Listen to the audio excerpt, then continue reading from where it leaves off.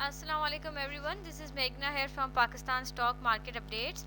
और आज हम डिस्कस करेंगे तीन कंपनीज़ के बारे में, Ayesha steel mills, lucky cement, Nishat mills limited company. और हम जानेंगे इस वीडियो में कि इस कंपनी की करंट पोजीशन क्या है, करंटली किस रेट पे ये मार्केट में अवेलेबल है और ये अभी आप इन्वेस्टमेंट के लिए कैसी हैं और उनकी अभी करंट पोजीशन फाइनेंशियली क्या है। So let's start this video. First पे आती है Nishat mills company. The company ये कंपनी जो है ये इंगेज्ड इन डिफरेंट एक्टिविटीज़, ये मैन्युफैक्चर भी करती है, सेल भी करती है। इनका जो बिजनेस है ये ओवरऑल टेक्सटाइल में है। इनका जो काम होता है वो स्पिनिंग होता है, combing, weaving, bleaching, dyeing, printing, stitching, apparel, buying, selling and otherwise dealing in yarn में भी ये डील करते हैं, लाइनिन में, क्लोथ और अदर गुड्स जो फैब्रिक से होते हैं, जो रॉ कॉटन या सिंथेटिक फाइबर क्लोथ, और to generate, accumulate, distribute and supply and sell electricity. और इनकी जनरेट भी करते हैं, एक्यूमुलेट भी करते हैं और डिस्ट्रीब्यूट भी करते हैं और इलेक्ट्रिसिटी सेल भी करते हैं। इसका अभी जो करंट मार्केट वैल्यू चल रहा है वो है 67.42 और इस वक्त ये मार्केट में 33% के डिस्काउंट रेट पे अवेलेबल हैं। PSX की साइट पे आपको यहाँ पे इनका हाई लो भी मिल जाएगा। इसके अलावा करंट का जो अभी कंपनी का जो P मल्टीपल है वो 2.41 मल्टीपल है और according to textile industry in Pakistan ये एक गुड वैल्यू स्टॉक में भी कंसिडर किया जाता है। ये एनालिस्ट प्राइस जो टारगेट है इस कंपनी का वो है, एवरेज 1 ईयर प्राइस टारगेट जो है वो 27.8% जो है पॉजिटिव है। मतलब 131.75 रुपीज़ इस कंपनी का जो रेट है वो इनकमिंग 12 मंथ्स इनका इंक्रीज़ हो सकता है। और ये जो स्टॉक है ये ओवर वैल्यूड स्टॉक है, इसका फेयर वैल्यू 24.40 है, लेकिन अभी ये 67.87 इसका करंट मार्केट शेयर प्राइस है। सो ये 167.2% जो है ये स्टॉक ओवर वैल्यूड है। उसके अलावा अपनी इंडस्ट्री से अगर इसको कंपेयर किया जाए तो ये एक गुड वैल्यू स्टॉक में आ जाता है as compared to other industries. उसके अलावा इनका जो बिज़नेस है वो not just in Pakistan but South Africa, Europe, America, Canada और ऑस्ट्रेलिया, एशिया, यहाँ पे भी इनका जो बिज़नेस है वो इनका भी वहाँ पे भी उनका बिजनेस है। उसके अलावा इनका जो डिविडेंड हिस्ट्री है, जो पे आउट हिस्ट्री है वो 10% है, जो कि अकॉर्डिंग टू देयर अर्निंग्स वो इतना ज़्यादा नहीं है, क्योंकि इसकी अर्निंग के हिसाब से ये जो पे आउट दे रहे हैं ये बहुत लो पे आउट दे रहे हैं। और कैश पे आउट टू शेयर होल्डर्स वो -8% है। जो निशल मिस जो अभी paying dividend, but the company has no free cash flows. Company के पास इतने फ्री कैश फ्लोज नहीं है जितना कंपनी जो है अभी डिविडेंड दे रही है। उसके अलावा ये कंपनी जो है earning per share of the company is increase by ₹15.38। अभी कंपनी का जो अर्निंग पर शेयर है अगर मार्च की जो फर्स्ट क्वार्टर की जो रिजल्ट आई है 15.38 इंक्रीज हुआ है, जबकि लास्ट ईयर इनका जो अर्निंग पर शेयर था वो 10.37 था। और इस हिसाब से इनका जो अभी अर्निंग पर शेयर है वो 25.75 इन 9 मंथ्स कंसिडर किया है 2022 के। उसके अलावा the reason of this remarkable, इनकी जो रीज़न से कि जो इसका EPS इतना इंक्रीज़ हुआ है उसमें ये रीज़न है कि इनका जो ग्रॉस प्रॉफिट है वो बहुत ज़्यादा इंक्रीज़ हुआ है। 124.79% इनका ग्रॉस प्रॉफिट इंक्रीज़ हुआ है और फ्रॉम 6.092 बिलियन टू ₹13.696 बिलियन, जबकि लास्ट ईयर 6.092 बिलियन था और इन 9 मंथ्स में 13.696 बिलियन अब है। जो मेन रीज़न है इसमें वो भी ग्रॉस प्रॉफिट है और टॉप लाइन जो कंपनी है ड्यू टू बहुत favourable volume and rate variances, इनका जो वॉल्यूम भी इंक्रीज़ हुआ है और रेट वेरियंस भी इनका अच्छा ही है। और कंपनी ने अचीव किया है unprecedented growth in revenue despite many challenges, जैसे कि इस इकोनॉमिक कंडीशन जो है पाकिस्तान की वो अभी बहुत वीक है और बहुत ही कंपनी को चैलेंजेस फेस करने पड़ रहे हैं। तो इस दौरान इस कंपनी को भी बहुत सारे चैलेंजेस फेस करने पड़े, जैसे कि कॉटन की प्राइस इंक्रीज़ हो गई, RLNG के जो रेट है वो भी इंक्रीज़ हो गए, गैस सप्लाई जो है वो शट डाउन हो गई थी, ग्लोबल सप्लाई चेन जो है कोविड-19 पैंडेमिक की वजह से उसमें भी बहुत डिस्ट्रप्शन आ गया था। और ये जो है कंपनी ये एक्सपोर्ट ओरिएंटेड एंटिटी है। सो कंपनी जो है also benefited from 16.75% depreciation of पाक रुपी अगेंस्ट US डॉलर। जो पाक रुपी डेप्रिशिएट हुआ तो उससे भी इस कंपनी को बहुत सारा फ़ायदा हुआ, क्योंकि जब डॉलर का रेट इंक्रीज़ होता है तो मोस्टली टेक्सटाइल कंपनी जो है वो उनके लिए ये चीज़ फेवरेबल होती है।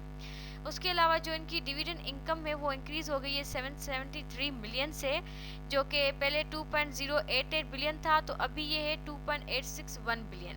उसके अलावा फाइनेंस कॉस्ट जो है कंपनी के वो इंक्रीज़ हो गई थी in current period due to increase in average borrowing cost. Company की बोरिंग कॉस्ट इंक्रीज़ हुई थी और शॉर्ट टर्म लोन्स जो हैं वो भी इंक्रीज़ हो गए थे। यहाँ पे कंपनी की शीट दी गई है कि कंपनी का रेवेन्यू आप देख सकते हैं। यहाँ पे कंपनी का अर्निंग पर शेयर जो मैं पहले डिस्क्राइब करके आई हूँ वही यहाँ पे गिवन है। उसके अलावा रीज़न भी दिए गए हैं कि कंपनी की क्यों कौन कौन से कंपनी को चैलेंजेस फेस करने पड़े मार्च 22 के फर्स्ट क्वार्टर में, और all these factors severely affected the performance of textile sector. और another challenge that value added segment particularly faced was highly disrupted vessel schedule. जो मेन चैलेंज जो इस कंपनी को फेस करना पड़ा था वो है vigil schedule which increase transit times for export and import shipments. Import and export में भी इनकी जो शिपिंग कॉस्ट है वो बहुत ज़्यादा इंक्रीज हो गई थी। उसके अलावा सेकंड कंपनी आती है Ayesha steel. Ayesha steel company जो है set up a cold rolling mill complex and a galvanization plant in the downstream industrial estate Pakistan steel Bin Qasim Karachi.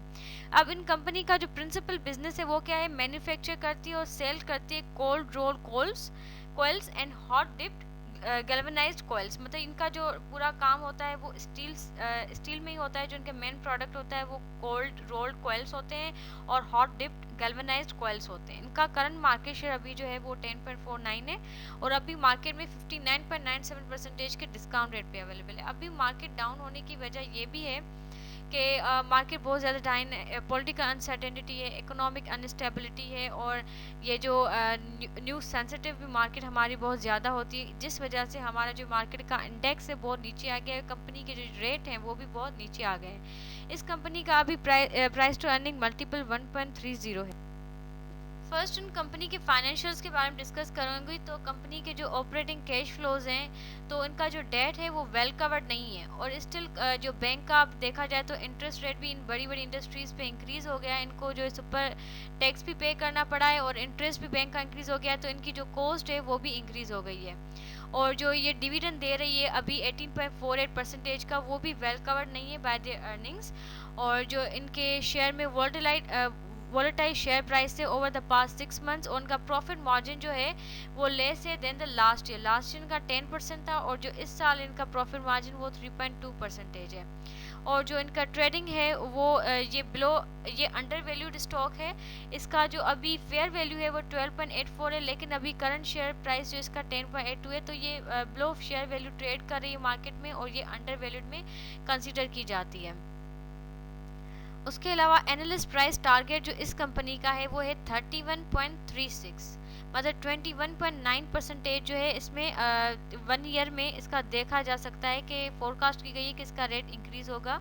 इसके अलावा analyst agreement range is spread more than 15% from the average. Target price जो है वो 20% higher है than the current market share price. उसके अलावा company की जो अर्निंग ग्रोथ फोरकास्ट की गई है वो पॉजिटिव ही की गई है कि कंपनी का जो इन कमिंग टाइम कंपनी की जो रेवेन्यू है वो भी इंक्रीज होगा। It is all according to analyst report. इनकी रिटर्न ऑन इक्विटी 18.2% है। उसके अलावा the total quantity sold during the July 2021 और मार्च 2020 की जो टोटल सेल्स हुई हैं वो 235 हैं, 2,35,800 टन्स। उनमें से जो 30,640 टन्स जो है वो यूरोप में एक्सपोर्ट हुए, अमेरिका में, कनाडा में एंड सेवरल अदर कंट्रीज़। और जो हमारे कंट्री में sold the quantity sold in the corresponding period last year was 3,100,644। Last year इतने थे 3 लैक्स में, तो इस साल इन्होंने डिक्लाइन शो किया 22% का। और जो टोटल क्वांटिटी प्रोड्यूस की गई वो 2,45,560 है compare to 2,76,787 last year.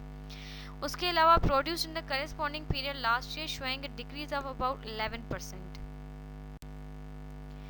The production curtailed due to slow offtake and buildup of finished goods inventory. The average inventory in the July to March period increased to 31,455 tons compared to 13,273 tons recorded in the same period last year.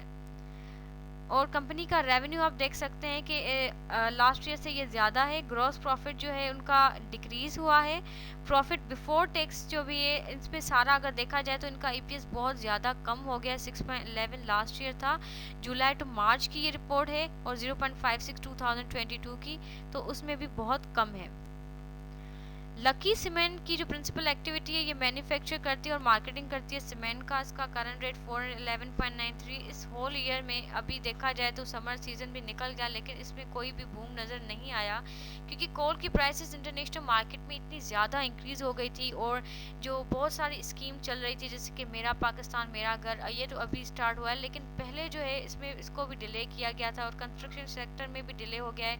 और real estate पे जो मतलब interest जो tax भी बढ़ गया है real estate पे, कि जो नॉन फाइलर है वो 5% जो है बाइंग और सेलिंग जो प्रॉपर्टीज़ करते हैं उन पे रियल इस्टेट पे भी जो टैक्स है वो इंक्रीज़ किया गया है, जिस वजह से इसमें भी इनके रेट जो है वो कम हो गए हैं। क्योंकि अगर देखा जाए तो इसका हाईएस्ट जो साल में रहा है वो 900 प्लस इसका रेट रहा है और ये अभी मार्केट में बहुत डिस्काउंट पे अवेलेबल है 54.67%। बट इस अनसर्टेनिटी के टाइम में एक lucky cement company can't suggest. P multiple जो है 5.89 मल्टीपल है इनका। और इस वक्त जो इनकी अगर ग्रॉस रेवेन्यू देखा जाए तो एज कम्पेयर लास्ट ईयर वो इंक्रीज़ हुई है 31.2%। नेट रेवेन्यू इनका इंक्रीज़ हुआ है 38.1%। और अगर ईपीएस देखा जाए तो वो भी 13.7% से इनका इंक्रीज़ ही हुआ है। ईपीएस इनका पहले 56.36 था तो इस साल जो है वो 64.07 है। So thank you everyone for watching this video. और अगर आपको ये वीडियो अच्छी लगी तो इस वीडियो को लाइक करें और चैनल को सब्सक्राइब करें। Thank you.